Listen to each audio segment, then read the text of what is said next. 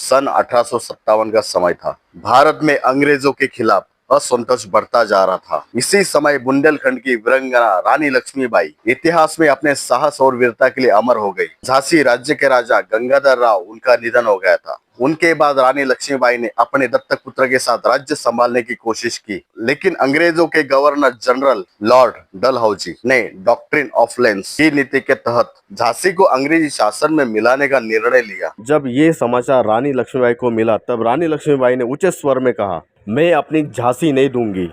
ये वाक्य पूरे देश में साहस और स्वाभिमान का प्रतीक बन गया। 1857 की क्रांति के दौरान अंग्रेजों ने झांसी पर आक्रमण कर दिया। रानी लक्ष्मीबाई ने अपने सेना के साथ किले की रक्षा करने का निर्णय लिया।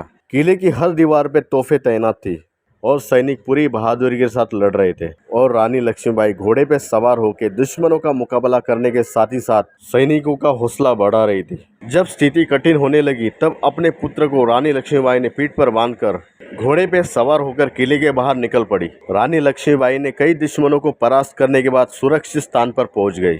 इसके बाद रानी लक्ष्मीबाई ने अन्य क्रांतिकारियों से मिलने के बाद अंग्रेजों के खिलाफ लड़ाई जारी रखी। अंत में ग्वालियर के पास एक युद्ध में रानी लक्ष्मीबाई ने अद्भुत साहस दिखाते हुए वीरगति प्राप्त की।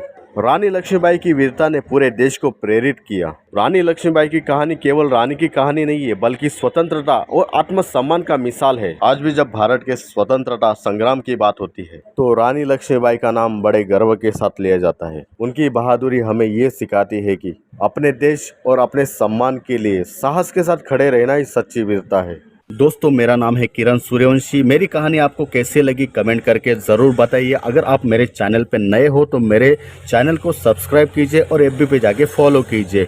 मिलते हैं अगले वीडियो में नेक्स्ट टॉपिक के साथ। तब तक के लिए बाय बाय।